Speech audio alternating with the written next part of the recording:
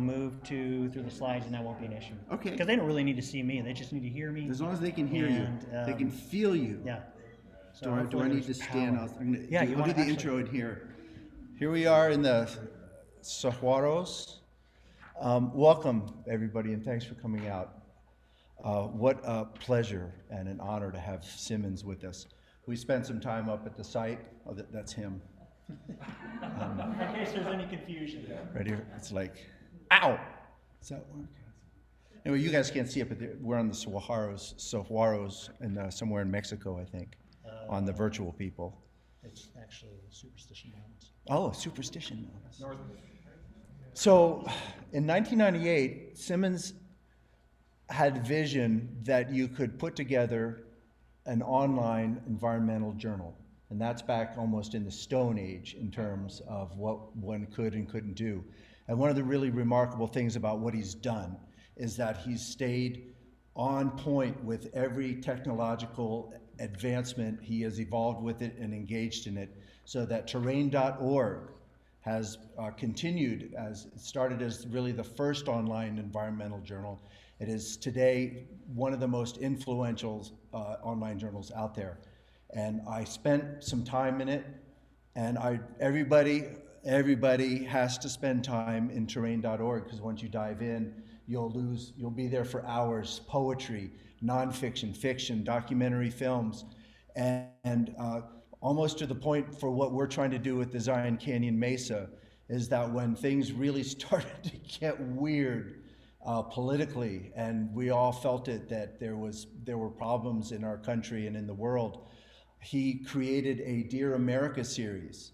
It's Dear America, but also Letter to America series, and I'll talk more about that as well. So this is in the same way that we did podcasts about the Lake Powell pipeline, but coming at it through history. Okay, what did J.W. Powell say about it?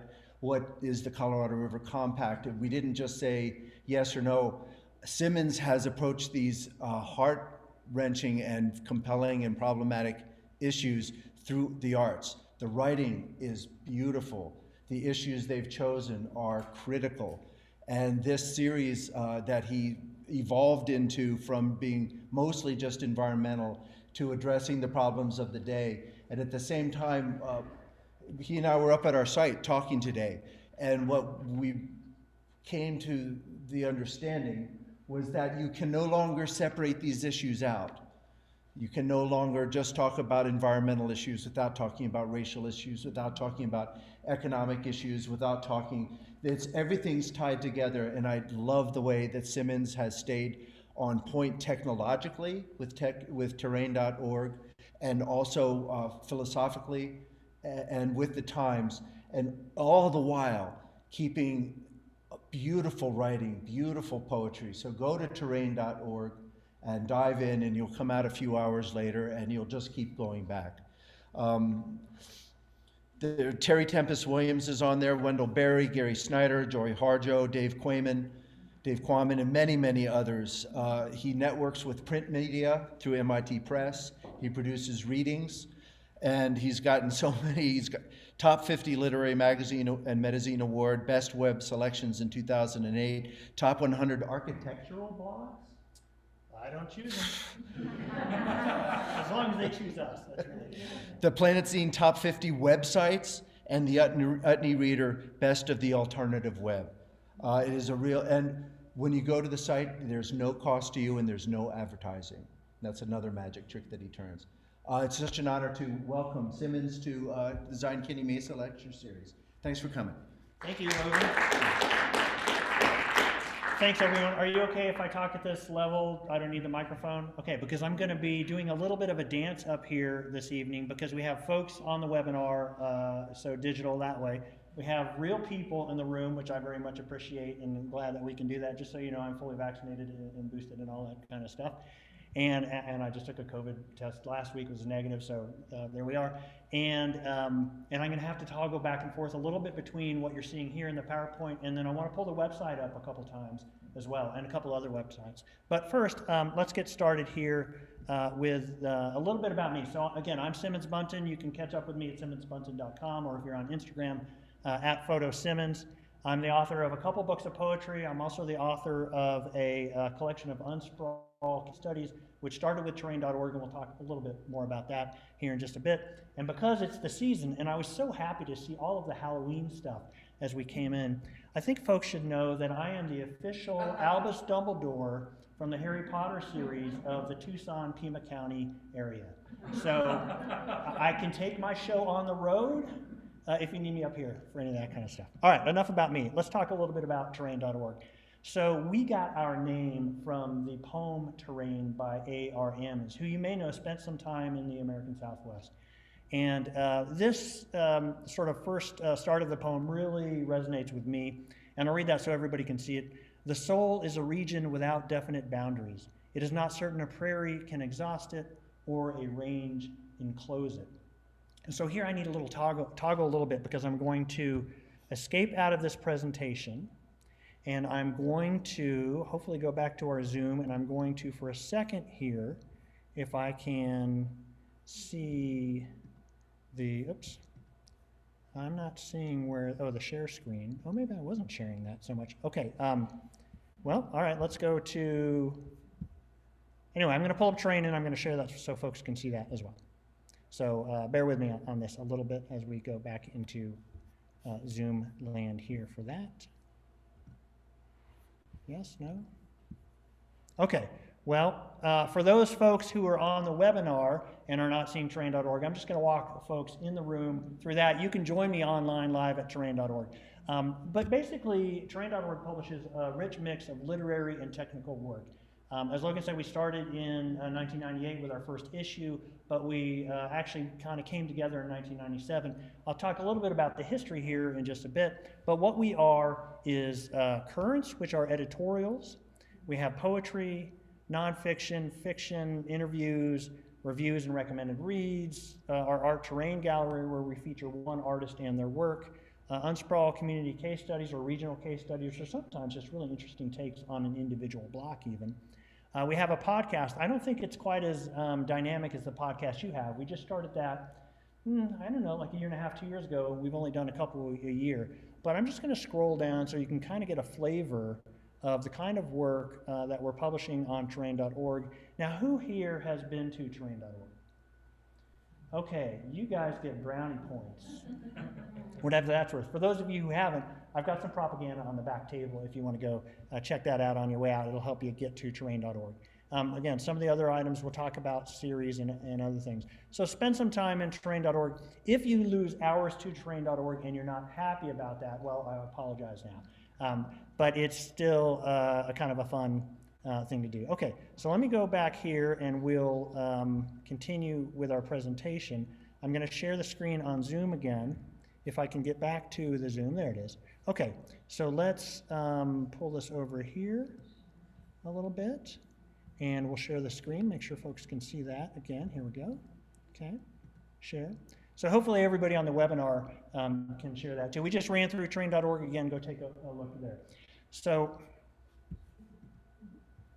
oops, okay, well, don't press that, I guess. All right, so what I thought I would do this evening, and I'll talk for, if that's okay, for about 40 minutes, then we'll have some time for Q&A, is I want to not use so much my words to explain terrain.org, although I certainly do that. You can tell I'm a bit of a talkative lad, but I want to share some of the content that's in terrain.org. And we just published this essay this week by Laura Pritchett. It's called 10 Seconds, and it's a short little piece. And I'm going to read that for you right now because I think it really gets to the heart of what terrain.org is about. This is 10 Seconds by Laura Pritchett, nonfiction essay. Yesterday, I witnessed a great hawk and sparrow drama with several plot twists and an unexpected ending. Let me say right here that I'm not certain what kind of hawk it was. Maybe a rough-legged, perhaps an immature red-tailed hawk. I have no idea, because I only moved from general bird appreciation to actually trying bird watching since COVID, which was a humbling move, as all such moves are. It's hard to admit one has been basically lazy. Honing our observational skills really does matter to a life well lived. I believe that. But also, I am a regular human with regular human tendencies. I've been trying to up my game, though, and this has extended to bird appreciation. So what happened was this. I was shoveling snow off my deck, and I happened to glance up at just the right second. But first, the snow. It didn't really need to be shoveled. It could just melt.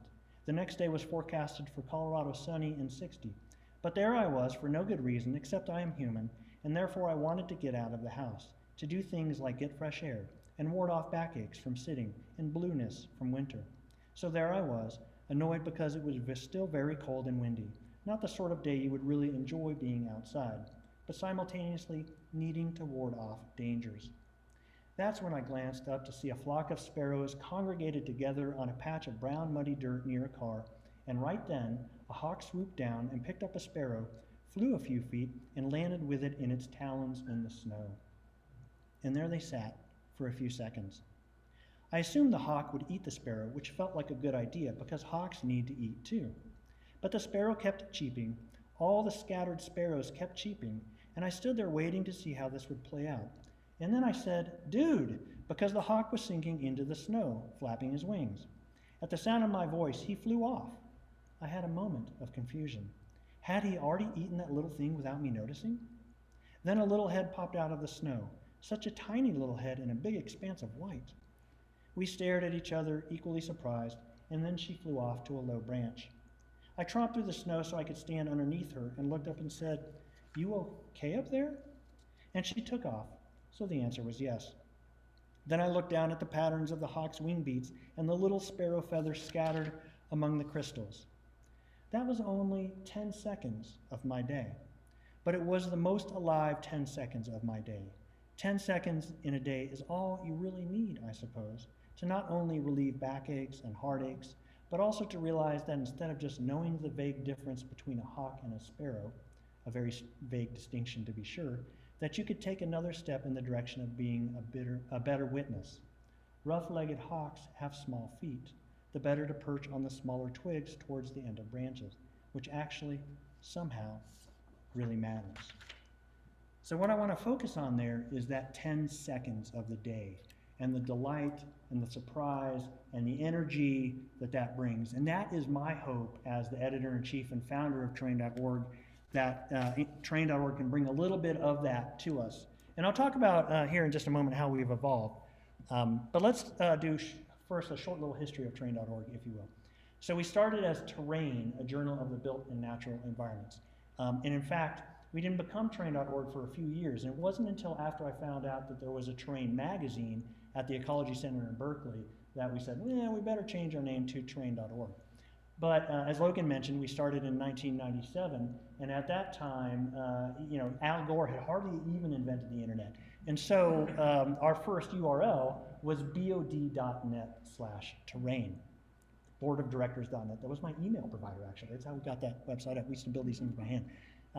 As Logan mentioned, we're the first online literary journal of place. We're also the second oldest online literary journal still publishing, coming up on 25 years, which is something, I think. Our first issue was The Urban Neighborhood, published in the summer of 1998. And we had 32 issues, all theme-based, published before we transitioned to what we are now, which is a journal that publishes 3 to 5 contributions per week that are in a mix. And I really missed that sort of theme idea. It was something about context. And to me, Terrain.org is all about context, how the pieces speak to each other, how the places that they talk about speak to sort of the culture and in a way to each other, and if they don't, why not? And we're advertisement free and free to the public. So that's a little bit about Terrain.org. Now I mentioned these 32 issues, themes. You can go to our older issues tab on the website to see what some of those are. But I wanted to also mention a few of the series that we've had. So I like themes so much that I feel like the series really fill that void for me. And so I'm not going to read all of these, but some of them include such titles as A Life of Science, or A Stone's Throw, which is by Lorette Savoy. Living Lavapai, we had somebody who lived in Spain and wrote from there. Actually, we've had people live in Hong Kong, in Spain, in the Andes, visit Iceland, and really submit series pieces. So a series would be anything from, let's say, 4 to, well, if we talk about the Letter to America series, to 220 submissions, contributions, I should say, that we published in that context so far. One of those series is by somebody who lives just up the road, Rob Carney, who perhaps you know at Utah Valley University. Yeah, and so what I'd like to do is just give an example of Rob's Old Road News Stories is what it's called. It's a really delightful and very eclectic mix of prose and poetry, of political activism and writing advice. I mean, it's this sort of crazy combination of things, and I love it. And so I'm going to read a poem of his titled, you wouldn't know it from the title, from the photo here, but titled, Why We Have Chickens. Short little poem. Not because they're sexy, but they sure do a good job of luring the foxes. Nose first and slender, with a streak of orange attitude, a spark. They show us how to come out of hiding. What are those teeth for? Biting. And that tail? To say, yesterday is coming up behind you. It'll steal away now if you don't act quick. So be quick. Everywhere the air is waiting, and the night can hear its own heartbeat. Time now to bring things together. Feathers flying, new snow on the ground. So these series really, to me, kind of, again, give us that context for terrain.org and speak to kind of a place or a culture or a person or something where you get to know them over time. And if you've read any of Rob's, and I think we've done, gosh, like 50 or 60 of his pieces now in his series. He just had a book come out, Accidental Gardens, is that right? Do you recall that? I believe that's the title of it, that put together some of these pieces. So anyway, really a fun part of what terrain.org is. In almost every instance, it's about place. But let the authors run with that as they want. And a good example is Pam Houston's 20 Words During Lockdown. So if you know the writer Pam Houston, she published a piece every day for 20 days during the lockdown, and that's all we published of hers. And it was beautiful. And she was given an assignment by a friend of hers to come up with a word and pair that with a photograph and write no more than, I don't know, maybe 100 words on that. And so I recommend you check that out. It's pretty timely. So a little more about terrain.org. We work in the community too. So we're not just an online journal, although that's predominantly what we do. We have live issue launches. We work with writers and students at writers and publishers conferences. In fact, I was just up at Southern Utah University as sort of their editor in residence, and we work with the students there. We're part of the Arts, Environment, and Humanities Network at the University of Arizona because sort of in my daytime paying job, I work at the University of Arizona. We're a member of the Congress for New Urbanism because we still have, even though we talk about the literary context, we still publish a lot of articles and community case studies. And then we started back in February, I think in part because of the pandemic, and we were really missing this community, not able to get together, this online reading series. And in fact, I invite you all, and maybe even I beg you all to join us on Monday, October 25th for Pam Houston and English Brooks, who's a Utah writer, and Ramona Emerson, who's an amazing Dene filmmaker and writer. That'll be a really special event, I think. Okay, so what about our structure? I mean, is it sort of random in how we came together? Yeah, I guess in a way it is, but it's certainly not random now. We're all volunteer. We have a very low budget at terrain.org. We'd like to change that someday, but for now, that's kind of the way it is. We have 18 editors. I'm the editor-in-chief, but we have primary genre editors. We have an education editor. We have a real mix of wonderful people. We have 27 editorial board members. The editorial board members came on from the get-go. I didn't actually bring on editors in terrain.org until about 2009 when I graduated from grad school in creative writing at the University of Arizona. And then I realized I can't do it all. It's kind of crazy to even think I did for, however long I did. We have 4 contributing editors, and then we have an amazing intern. So Terrain Publishing is the parent organization. I'm also the president and director of Terrain Publishing. We incorporated as an Arizona State nonprofit in 2012, but it was only last year, in 2020, that we incorporated as a 501c3 nonprofit, and that's worked out really well for us. We have 8 directors on our board of directors, and we receive funding from donations and from contest entry fees. Some sponsorships, for example, our nonfiction editor, Elizabeth Dodd, has a faculty endowment at Kansas State University, and that helps support a little bit of our work as well. So a small budget, but we'd love to, of course, make it bigger someday. Okay, so what is then terrain.org?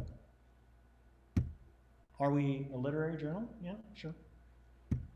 Are we an environmental journal? Yeah, in fact, we were the first journal to publish anything in a non-academic or non-peer-reviewed setting on ocean acidification. Are we architecture and planning journal? Yeah, we've talked about some of these unsprawl case studies, and those still get a ton of traffic on our website. We're all of that and more. What I think of terrain.org, and Nano and I were just talking about this the other day, is a community, because we bring together people who send us this amazing work, and we get that out into the world, and it creates conversations, insights, rankles some people, appeases other people, and that's really, I think, what it's about, how we can take something that really lives in a digital context and move it over to how we act and see and think and breathe and feel and live. But something happened in 2016 which we were all impacted by, and that was the election of President Trump and the inauguration in 2017. But for us, what happened was the submission by Allison Hawthorne Deming, who's a poet and nonfiction writer, and she wrote what she called a letter to America and sent it to us and asked us to publish it. And I'm going to read this in case you can't see that. This is from the end of her letter. Think of the great spirit of inventiveness the earth calls forth after each major disturbance it suffers. Be artful, inventive, and just, my friends, but do not be silent. And many people right after the election really were silent. I mean, several of us were shocked. I think looking back now, we should not have been, but many of us were. And so when she sent me this letter, I said, Allison, this is amazing in and of itself. But it gave me this idea, can we take this piece and reach out to contributors and other people who haven't been contributors and make this something that we publish every day from when we publish yours until either we run out or the internet goes dark or whatever the case may be. And she said, yeah, I really like that idea. So we reached out to all kinds of folks and said, hey, send us something. From probably 50 or 60% of the people we sent it out to, they said, I can't write anything. And so we said, don't write to it, don't write about it, write around it. And so I think if you look at many of the letters to America that we've published, you'll see that they're not necessarily head-on editorials about what is happening to America, what's happening to the world, how we're impacted by things. But we did publish that first one a couple weeks after the election, and then every day until well beyond the inauguration, we published a new letter to America, and we continue to publish those today. In fact, we've published 220 of those. And it's not just prose letters in a letter form. It's not just poetry. It could be art. It could be video. We have a really amazing photo series from Sarah Skeen, for example, at a Japanese internment camp up in Colorado. So it's really different pieces there. And so I mentioned the shock, and so silence there. And then we move from creative resistance to a kind of a creative rebuilding with the election of President Biden. But we all know things haven't changed radically since then, frankly. And so there's more work to be done there.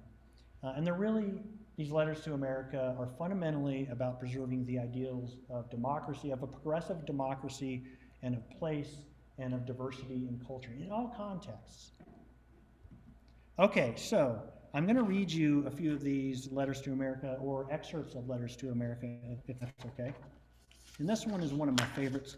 Some of you maybe have heard me read this before. It's by Cuban-American poet Suzanne Frischkorn.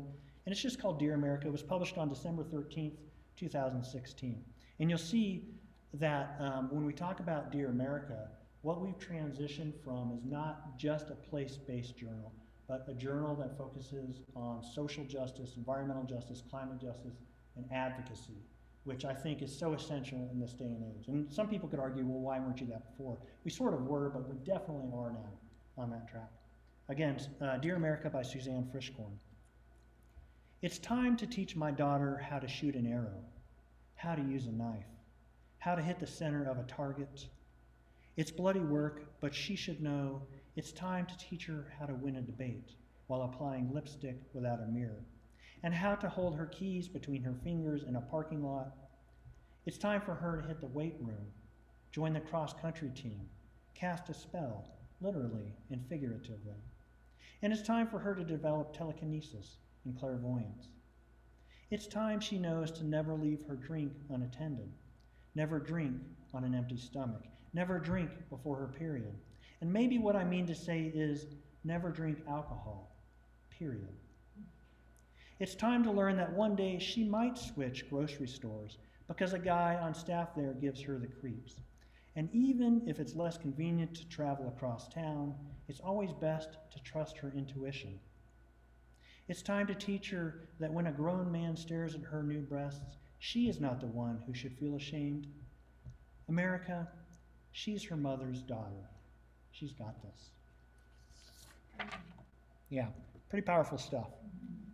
But you may be saying, that's not so much place-based. I would argue it really is place-based, but can we really distinguish place from people? I mean, place is really, frankly, human abstract anyway, but can we separate place from culture, from people, environment? No, I don't think we can.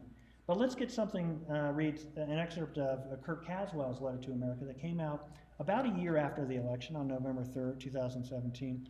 And this gets to really the heart of the matter for many of us, and especially I think those of us who think about the near and the long-term future. Dear America, to live in America in the 21st century is to live inside a bubble flush with oxygen while someone goes around distributing matches. Trump and his tactics of chaos and obfuscation is a distraction. But Trump is not the problem, nor is he the answer. He is a symptom of us, which means you are the problem. I am the problem. We are all the problem.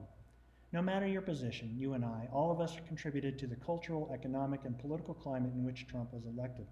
And the problem with our great distraction is that it puts us off the real problem, the bigger problem, climate change. There is no solution to the problem of climate change. Democracy in its capitalist economy will not fix it. A dictator in a communist economy will not fix it. A culture war between us and them will not fix it. A race war will not fix it. A gender war between men and women will not fix it. I avoid driving, I recycle, I turn off unused lights in my house, and even if everyone in the world does so too, the Earth's warmer future will still arrive. It is here already. And what is left for us to do is cope, adapt, endure. I lived for a year and taught school on the Navajo Reservation in New Mexico. During that time and after, I read widely about Navajo history and culture. In the Navajo creation story, there is a time when women and men come to such odds that the Creator decides the only solution is to separate them by a river. The men are forced to live on one side, the women are forced to live on the other. Time passes, and the people begin to complain. The women miss what the men offer, and the men miss what the women offer. Each discovers that men and women are complementary. They are not the same, and they are not equal. Women possess attributes that the men do not have. Men possess attributes that the women do not have. The Creator then puts the women and men back together, and they go on living as before. In the warmer future, human beings, all of us, everywhere, are going to face real challenges, challenges that threaten even our species' viability. The extinction of Homo sapiens is not a Hollywood movie scenario. It's within reach during the next century. We have no time to publicly honor all our private wounds. Instead, we must honor our strengths and our differences.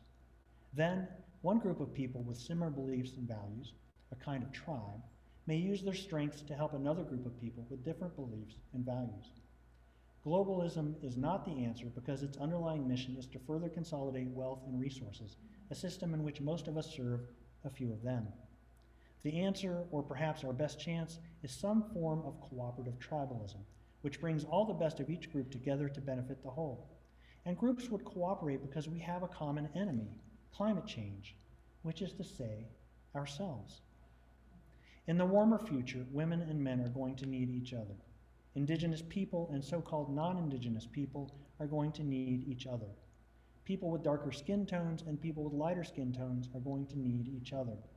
People whose lives are guided by the Quran and people whose lives are guided by the Bible are going to need each other.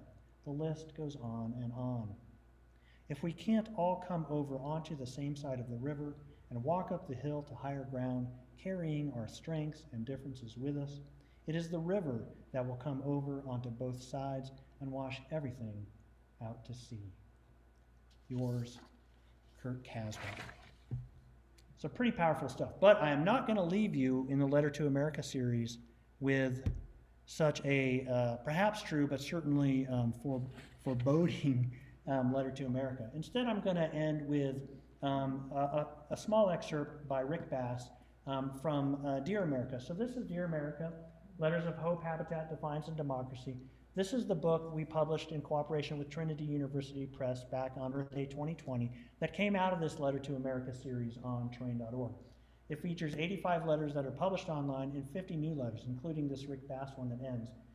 It's 11 sections in the book, and the last section is called Togethering, because we thought it was important to end this collection on letters to America that are that have seeds of hope, that have a positive message, that frankly sort of look us all in the face and say, we are the ones who have to make the difference here.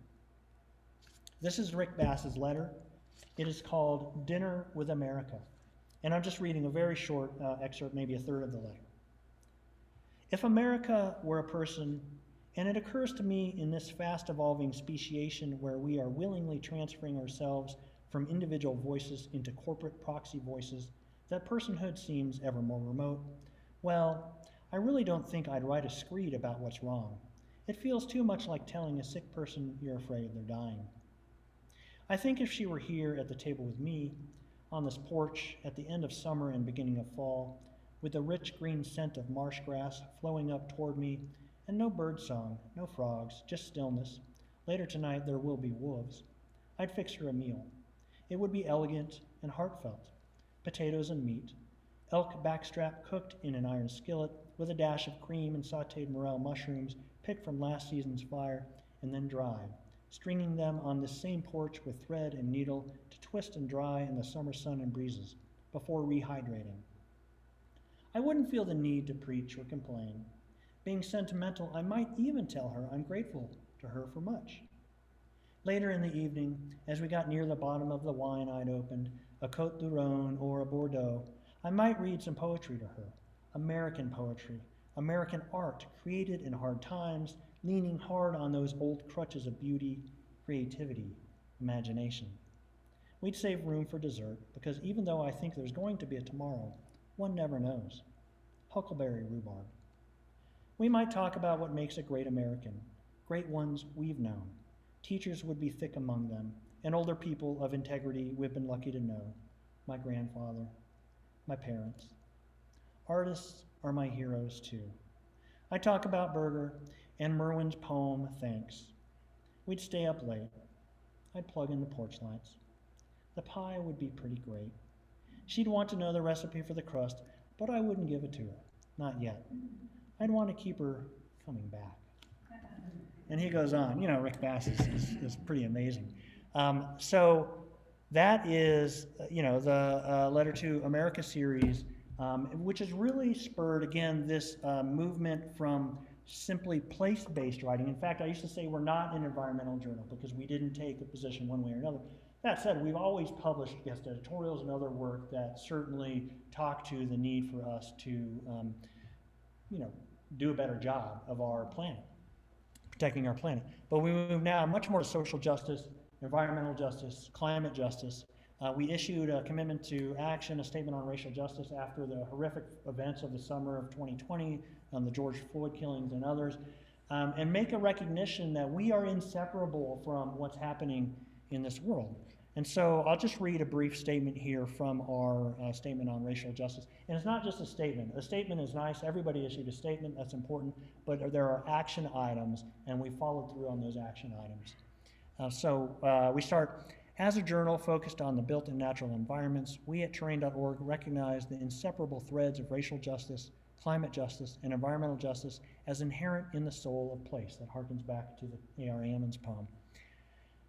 In our ongoing work toward becoming an anti-racist journal and organization, we acknowledge the ways that environmental publishing has privileged white voices, and we commit to change.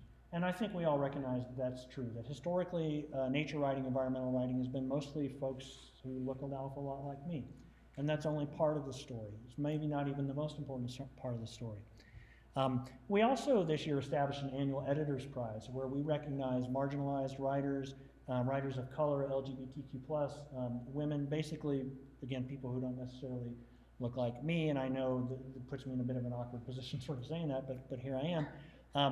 And so we have this annual Editor's Prize that we get for poetry and fiction and nonfiction too, because as you saw, we have a small budget. And so we can't always, in fact, we rarely do pay contributors for their work. It's something we want to get to, just like I'd like to be able to pay the editors for their work too. We're not there yet, but we felt it was important to establish this prize so that we can at least promote some of the amazing work and reward some of the amazing work that we're getting from largely marginalized writers. And then, of course, this thing happened that we all know about called the pandemic, and that's changed things radically for us as well. And so I want to, the last thing I'm going to read is a really short poem by Naomi Cohn, who's actually a blind writer, who has a fantastic essay in terrain.org that is worth spending some time with. But this is a really delightful letter to America that we published in April of this year. It's called Into the Fire. Looking out at cold, virus-emptied streets, I'm warmed by that future bonfire. Strangers pressed shoulder to shoulder, laughing and singing, mouths fearlessly agape as we squirt jets of hand sanitizer into the burning oak and ash, sending a green roar of flame into a star-spangled sky. Actually, I should get on that one. There we go. Into the fire we toss it all. Masks, pandemic diaries, jigsaw puzzles, sourdough starter. That last goodbye mumbled over Zoom. And here we are on Zoom. So, oftentimes as editor-in-chief, people will ask me, well, what are you looking for? And it's often easier, I think, for any editor to say, well, here's what we're not looking for. But what I'm really looking for is what we sort of saw in the 10 seconds in this piece too. Surprise, delight, perhaps a little playfulness. Not everything's going to be playful, of course, but we have to take ourselves a little tongue-in-cheek every now and then, don't we? So, okay, so beyond that, though, some collaborations. And I said in this conversation that we would talk a little bit about what others are doing. So let me speed through that so I don't take up too much of your time. But some of the collaborations we have, I mentioned Southern Utah University. We published this neat series, A Life of Science, with the University of Arizona Carson Scholars Programs, where PhD students who are just becoming scientists write an essay about what it means to do their work now in a world of radical environmental change. We're working really closely with Spring Creek Project for Ideas, Nature, and the Written Word. In fact, I was telling Logan, this is an organization that that folks here need to know about, because they've got an artist residency and they're really doing some amazing work. We're running a series with them, Long-Term Ecological Reflections, and a new series on wildfire will be running in 2022. Others, well, we'd love to partner with another environmental organization or two or a foundation. And so we'll get there. So what we've created, I think, a beautiful virtual space to gather about place. Not as a substitute to place, but really to almost springboard the preservation of place and other factors.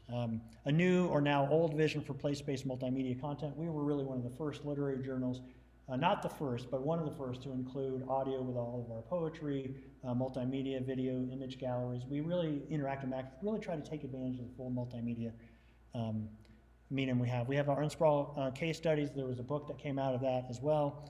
We have teaching resources for Dear America and for teaching terrain.org in general.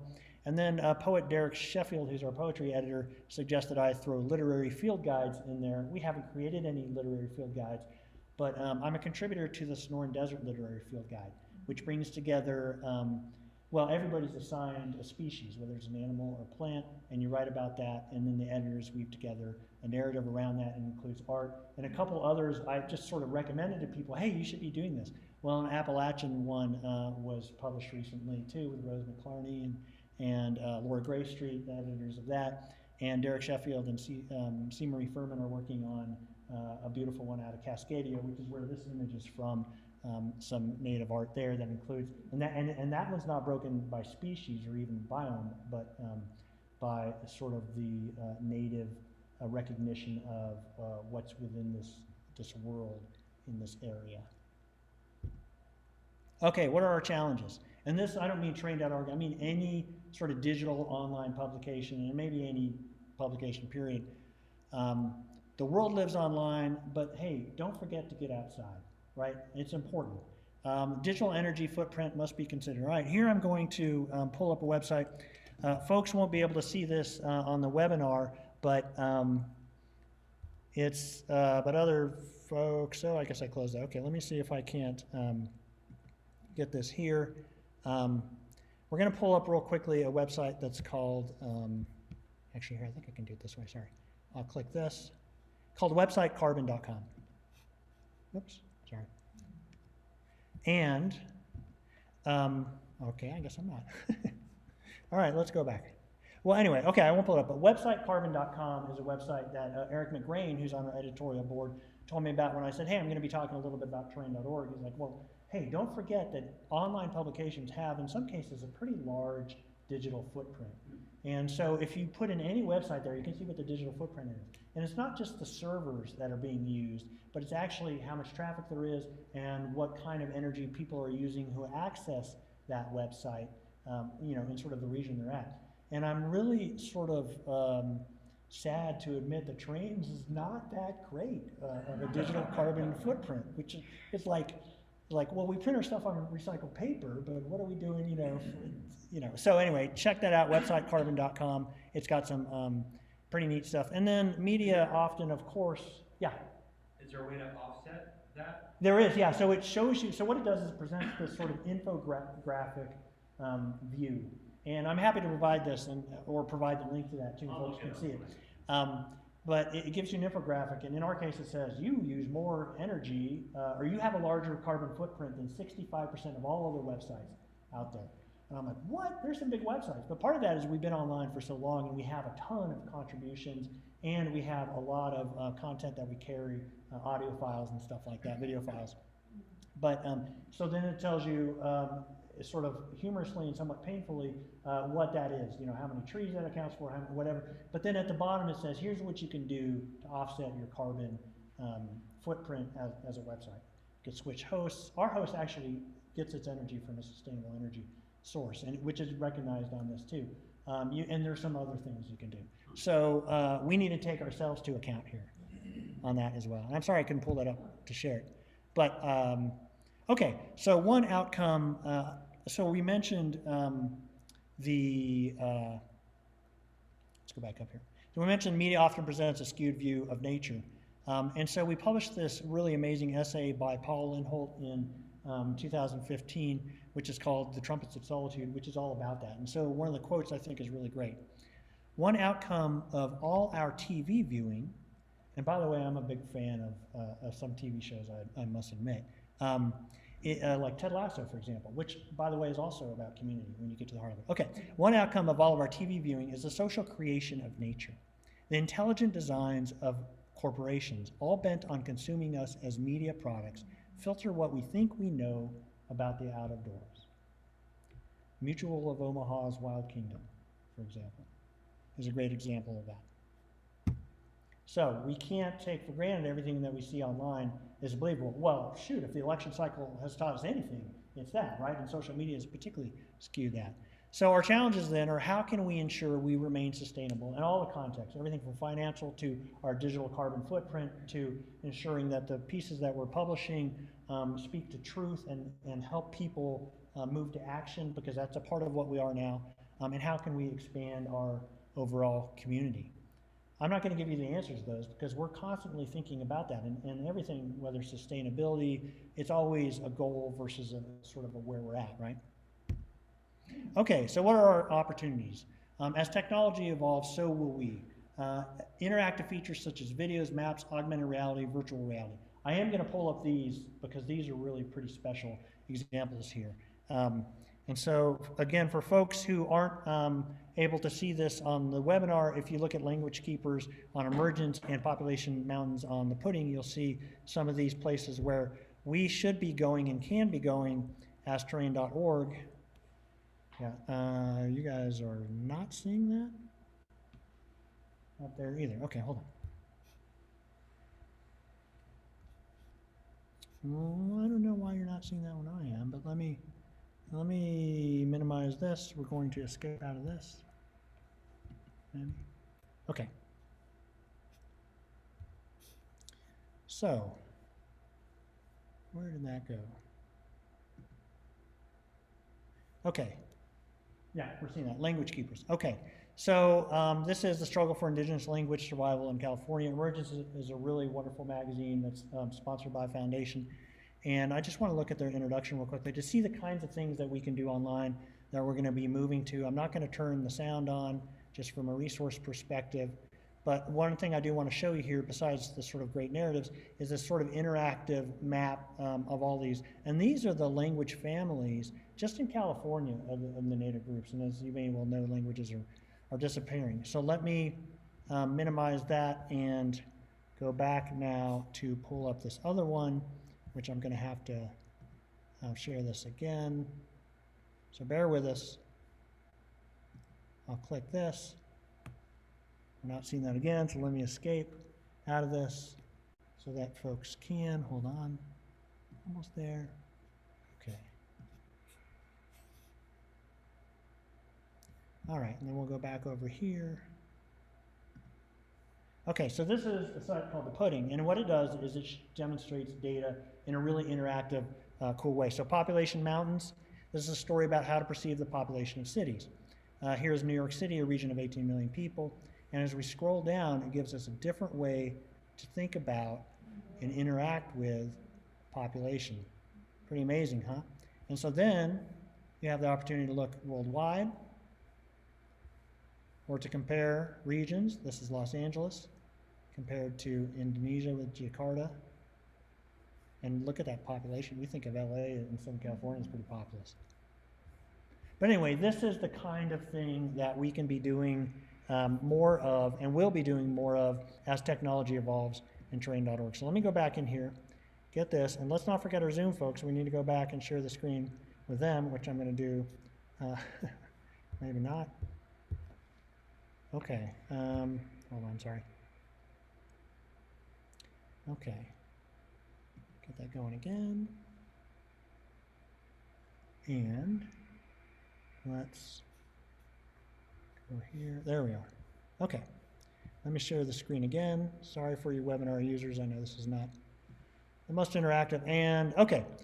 So accessibility is, of course, a critical factor for an online journal. It isn't something that you have to go to the bookstore to buy or go somewhere to read. You can get to it online, and we're accessible because we're free as well there. Reduced demand on our most sensitive recycled places. So if we have interactive ways to experience places, and of course, between augmented reality and virtual reality, that's going to become more and more the case, then maybe we won't have so many people come through Springdale to see Zion. We probably will, but there might be a way to kind of reduce that. And I think perhaps most importantly, political voice and leverage to preserve or change places or cultures. Then the Letter to America series is really our example of that, because as we publish these pieces, then they're shared on social media. We've had some teachers send those, well, maybe not teachers, but we've had people send those to their legislators to say, this is, we need to be thinking about that. So there's a way to be really overt about that. You can publish something that's really damning in a way, something like Kurt Caswell's Letter to America to really get us thinking about things. We're going to be more subversive, sort of working behind the scenes. Now, we're a 501c3, so we can't lobby or anything like that, but certainly we can publish materials that get people to act on that. And most importantly, I think for an online journal, we can and are immersive. So I will end on this quote by Ramona Emerson, again, who we'll be reading October 25th, and who we just published an interview with in terrain.org, so you can read that. We all know what's happening, but how can we fix it? How can we help in a permanent, forward-thinking way? It's our job to film people. Now, she's a filmmaker, but this really applies to all of us and all of our activities that we're doing for the common good. It's our job to film people and to make them fully aware in the eyes of others, to help them to be a part of dialogue that creates change. No one needs pity. No one needs lecturing. They need change. So change is what I hope we're about. So thank you. That's it. Went a little bit long. Sorry about that. I'm going to stop sharing this real quickly, and I'm going to I think I've stopped sharing screens. Let me see if there's anything else on the chat. Not seeing there. I'm happy to take any questions from folks here, or if you can still see me and are still with me on the chat, happy to take questions there as well. So, what if anything can I answer for you? Yeah? Yeah. Going on 25 years of this publication, do you have any advice on how to stay energized with a project that is volunteer?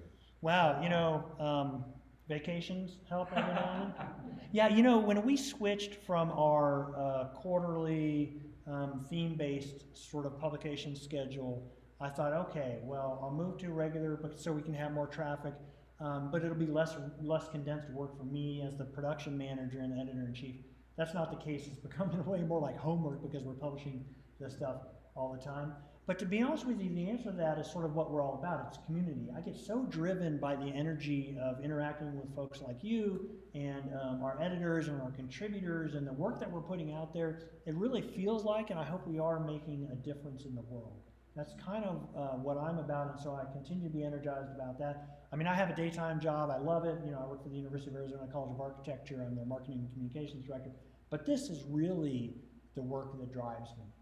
And getting amazing work from poets and writers and artists and musicians even, and out there in the world. That's kind of what does it. It would be nice to be able to partner, with a foundation or something that could kind of help offset some of those things, but I don't know.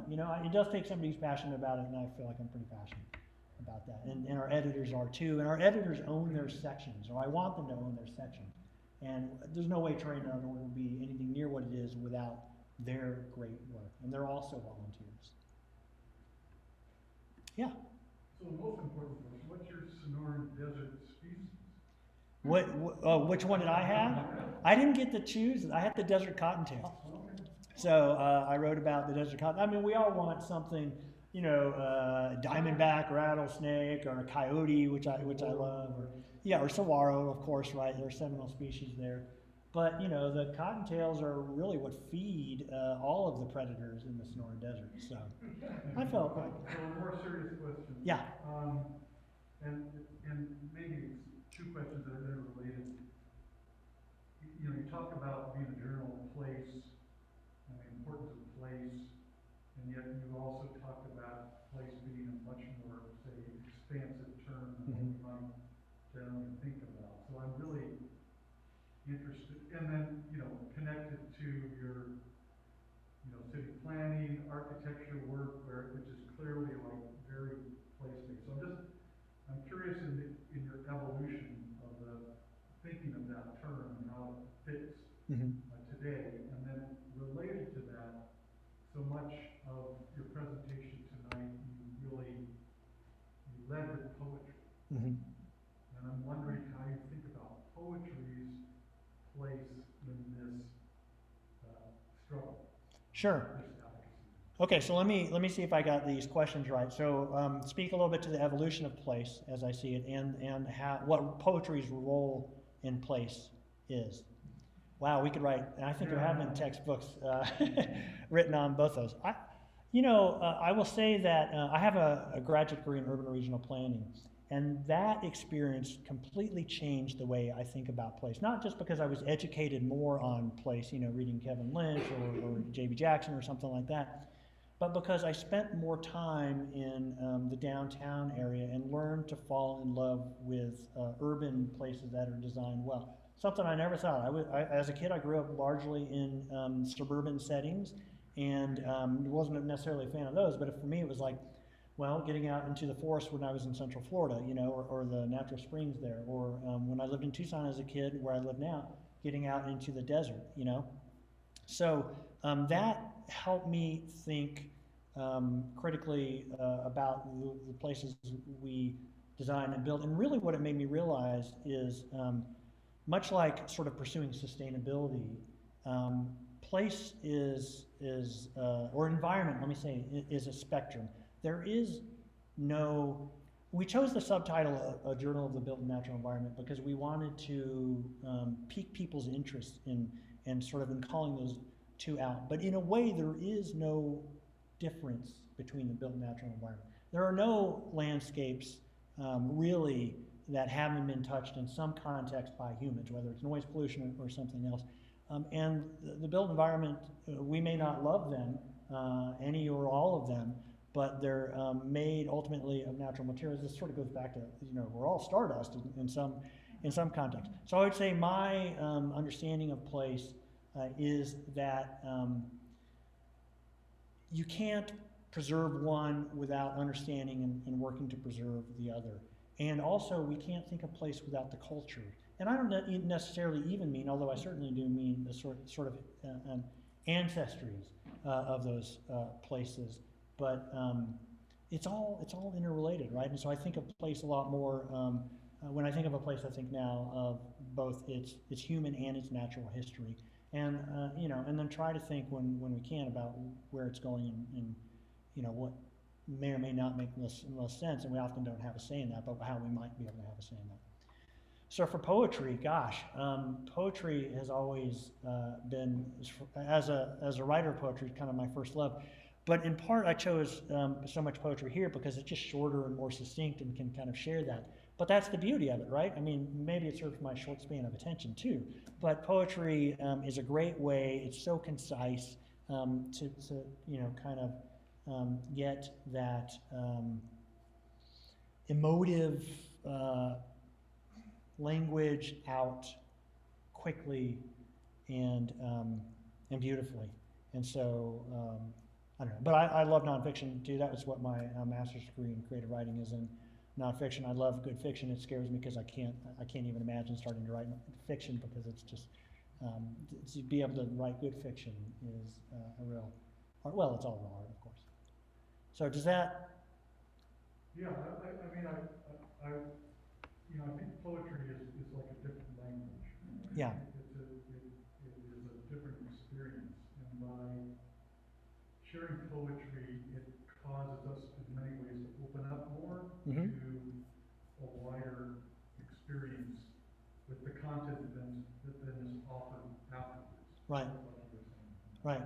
But it's like this, it potentially shuts down some of our more restrictive thinking and allows us to be more open to more listening. Yeah, absolutely.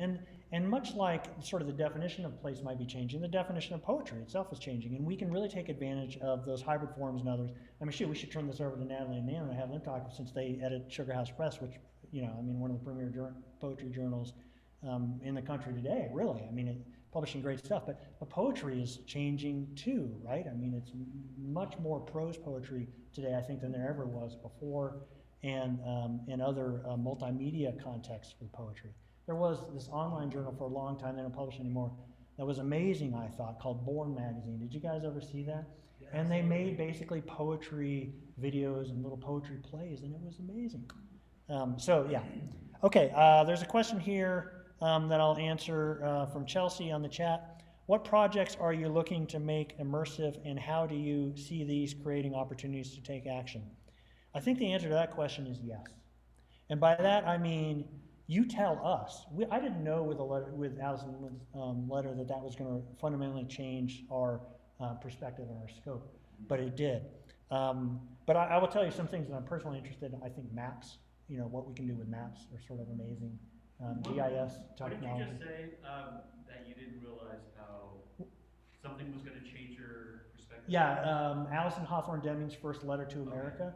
I didn't know that would change our trajectory, both as a publication and as an organization, frankly. Yeah, so we don't know, often when that happens, what it is. I admit, we're publishing less of the unsprawl case studies, and the urban planner in me still really misses those too, so I would like to do more of those. But we're doing some interesting takes on those. We published one, our most recent one was somebody who is a citizen arborist for New York City, and he's a photographer too, so it's his take on preserving trees of note, or frankly any trees in New York City in the boroughs, and kind of talking us through how that's chosen. Well, that's not a typical, mixed-use community case study, but it's certainly a cool project and warrants further work, and maybe something that others can learn from, which is one of our goals with train.org as well, especially for, let's say, less literary content. I just wanted to encourage everyone here to spend time with the series, Letters to America on Terrain. Yeah. And you said something really wonderful the past couple days at SU's Ecological Writing Conference. and that is that to engage with the text, a good one. And text can be, you know, poetry, fiction, nonfiction, like we're talking about, but it can also be a sculpture, a film, anything. There is sort of an inherent act of empathy and a lesson in empathy to really be vulnerable and immerse yourself with the text and someone else's perspective. Right. And that's something that I think terrain.org has done an incredible job of prioritizing with that sense of community that you defined really well. Well, thanks. Yeah, I mean, you said it better than I can. Thank you, Nina. What else? We've gone a little bit over the hour, so I don't want to keep you, but I'm happy to talk a little longer too if there are any other questions. No? Well, again, thank you to Zion Canyon Mesa so much for having me out here. Thanks everybody for coming out. It's so great to see some of my old friends who I haven't seen in a while come out. It's so great to see many of you who I hope will become our friends in the future. I've got my cards up there on the table too, so if you want to continue the conversation, I'm more than happy to do that. I just have to say, I'm going to say goodbye on behalf of Zion Canyon Mesa, but thank you for 10 seconds. I shared that today with my husband from your website, and isn't that wonderful? as a bird watcher, it just it hit home. I loved it very much. Well, we need those moments. We need that joy. We do. Yeah. It was so perfect. Yeah. Thank you very much. So should we end this real quickly too? So I would just like to thank our sponsors tonight. Not only our wonderful presenter and Southern Utah University for sharing Simmons Buntin with us, but also for the town of Springdale, the Canyon Community Center, Spring Hill Suites, Bitten Spur Saloon, and all of our other very generous contributors for all of the work, the support they've given to Zion Canyon Mesa. We hope to continue this series, so look for us. We'll let you know when we have more things coming up. So thank you very much. Thank you. Okay, we're going. Thanks all. Let me see if I can stop our webinar here. There we go. Goodbye.